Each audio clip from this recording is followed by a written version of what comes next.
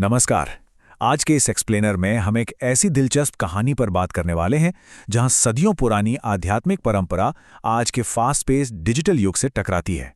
हम बात कर रहे हैं प्रेमानंद महाराज की आध्यात्मिक यात्रा की। ये एक ऐसी फिनोमिनन है ना जिसने सबका ध्यान खींचा है। तो चलिए समझते हैं कि आखिर ये सब आज के टाइम में इतना रेलेवेंट क्यों है। तो सबसे पहला और ऑब्वियस सवाल जो दिमाग में आता है, आखिर प्रेमानंद महाराज हैं कौन?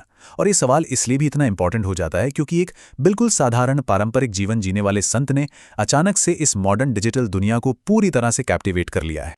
ओके, चलिए थोड़ा बेसिक्स क्लियर कर लेते हैं ताकि आगे की चर्चा समझने में आसानी हो। इनका पूरा नाम प्रेमानंद महाराज है। आज के टाइम में इनकी सबसे बड़ी पहचान इनकी राधा कृष्ण भक्ति और उनके प्रवचनों से है। ये वृंदावन में रहते हैं और लोग इन्हें एक संत, कथावाचक और स्पिरिचुअल गुरु के रूप में देखते हैं। इनका मुख्य संदेश बहुत ही सिंपल और क्लियर है: प्रेम, भक्ति, बिना सोचे सेवा करना और एक बेहद साधारण जीवन बिताना। इस पूरे एक्सप्लेनर को हम 4 हिस्सों में कवर करेंगे। पहला, ये संत और इनकी डिजिटल प्रसिद्धि। दूसरा, इनका वैराग्य और वृंदावन तक का सफर। तीसरा, इनका ज्ञान और प्रवचन देने का अनोखा तरीका। और चौथा, इनके सरल जीवन का व्यापक प्रभाव। तो बढ़ते हैं अपने पहले हिस्से की तरफ, संत और डिजिटल प्रसिद्धि। आप जरा इस नंबर पर गौर कीजिए, मिलियंस, लाखों करोड़ों लोग। ये सच में कमाल का कॉन्ट्रास्ट है। एक तरफ आश्रम का बिल्कुल सन्यासी जीवन और दूसरी तरफ व्यूज और फॉलोअर्स का इतना बड़ा आंकड़ा। ये दिखाता है कि एक बहुत बड़ी ग्लोबल ऑडियंस, खासकर आज का यूथ, रोजाना यूट्यूब और सोशल मीडिया पर इनके छोटे छोटे प्रेरणादायक वीडियोस देख रहा है। वो आबादी जो शायद कभी फिजिकली किसी आश्रम तक ना जा पाए, वो आज डिजिटल स्क्रीन के जरिए इन प्रवचनों से जुड़ रही है। और यहाँ सबसे दिलचस्प बात यह है कि इन वीडियोस में आखिर ऐसा क्या है। असल में इनके पारंपरिक सत्संग आज की इस भागदौड़ भरी जिंदगी की परेशानियों का एकदम सीधा और प्रैक्टिकल समाधान देते हैं। आजकल हर कोई स्ट्रेस और एंजाइटी से परेशान है ना? और ऐसे में उन आधुनिक समस्याओं को एक स्पिरिचुअल नजरिए से सुलझाना ही इस डिजिटल पॉपुलैरिटी की सबसे बड़ी वजह है। लोगों को एक शांति मिल रही है यहाँ। आगे बढ़ते हैं दूसरे हिस्से पर, वैराग्य और वृंदावन की यात्रा। चलिए थोड़ा पीछे चलते हैं और देखते हैं कि इनका सफर आखिर शुरू कहाँ से हुआ। उत्तर प्रदेश के एक आम ब्राह्मण परिवार में इनका जन्म हुआ और बचपन से ही इनका झुकाव भक्ति की तरफ था। जैसे जैसे बड़े हुए, मन में वैराग्य इतना बढ़ गया कि इन्होंने घर छोड़ दिया और पूरी तरह से एक सन्यासी का जीवन अपना लिया। सालों तक अलग अलग धार्मिक जगहों पर घूमने के बाद इनकी ये यात्रा आखिरकार वृंदावन में आकर ठहरी, जो कि भगवान कृष्ण की नगरी मानी जाती है। एक छोटे बच्चे से सन्यासी बनने तक का ये पूरा ट्रांसफॉर्मेशन वाकई सोचने पर मजबूर कर देता है। और वृंदावन आने के बाद इनका लाइफ कैसा है? देखिए, इंटरनेट पर चाहे जितनी भी वायरल हलचल हो, आश्रम की सच्चाई बिल्कुल शांत और अनुशासित है। इनकी दैनिक गतिविधियों में शामिल हैं सत्संग, भजन कीर्तन, गौ सेवा यानी गायों की देखभाल और भक्तों को आध्यात्मिक मार्गदर्शन देना। मतलब उन वायरल स्क्रीन्स के पीछे आज भी एकदम कड़ी, पारंपरिक और समर्पित दिनचर्या चल रही है।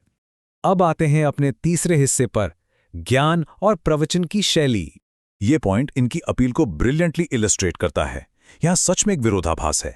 एक तरफ देखिए, इन्हें श्रीमद् भागवत गीता, रामायणा, भागवत पुराणा और राधा कृष्ण साहित्य का अत्यंत गहरा और डीप नॉलेज है। लेकिन दूसरी तरफ जब ये बोलते हैं तो शब्दों की डिलीवरी बिल्कुल आसान, इमोशनल और सीधे दिल को छूने वाली होती है।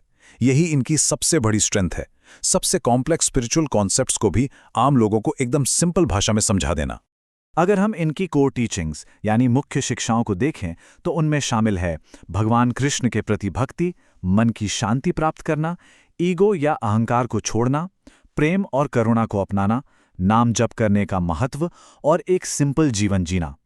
ये सिर्फ धार्मिक उपदेश नहीं है, इन्हें ध्यान से समझिए। ये सब आज के इस क्योटिक लाइफ के लिए डायरेक्ट प्रैक्टिकल सॉल्यूशंस हैं। एक तरह से ये बातें आधुनिक अराजकता के खिलाफ एक स्पिरिचुअल औषधि की तरह काम करती हैं। चलिए अब आते हैं इस चर्चा के आखिरी हिस्से पर, सरल जीवन और उसका व्यापक प्रभाव। यहाँ एक बात जो सबसे ज्यादा इंस्पायर करती है वो है इनका खुद का जीवन और इनकी अटूट निष्ठा। इनका रहना बेहद साधारण है और जैसा कि उन्होंने खुद कई बार पब्लिकली बताया है, वो एक बहुत ही सीवियर हेल्थ कंडीशन का सामना कर रहे हैं। पर इसके बावजूद उनका रूटीन नहीं बदला। अपने इस मुश्किल आध्यात्मिक कार्य और सत्संग को उन्होंने पूरे अनुशासन के साथ निरंतर जारी रखा है। ये पर्सनल डिसिप्लिन इनके मैसेज को और भी ज्यादा प्रभावशाली बना देता है। इस पूरे इम्पैक्ट को सम अप करने के लिए इस एक कोट पर ध्यान देना जरूरी है। उन लोगों को प्रेरणा और आध्यात्मिक नजरिया प्रदान करना जो आधुनिक तनाव, दुख और मानसिक अशांति से जूझ रहे हैं।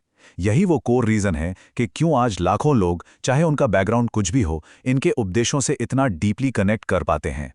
तो इस पूरे एक्सप्लेनर के एंड में एक बहुत बड़ा और सोचने वाला सवाल खड़ा होता है। आज के इस हाइपर कनेक्टेड डिजिटल दौर में सदियों पुरानी इस भक्ति को आखिर इतनी शक्तिशाली नई आवाज कैसे मिल रही है? ये सवाल हमें एक रियलिटी चेक देता है। हम चाहे टेक्नोलॉजी के जरिए कितना भी आगे बढ़ जाएं, पर अंदर की शांति और एक डीप इनर पीस की तलाश, वो आखिरकार एक ऐसी मानवीय जरूरत है जो समय और टेक्निक दोनों से बहुत परे है। इस विश्लेषण में हमारे साथ जुड़ने के लिए बहुत बहुत शुक्रिया।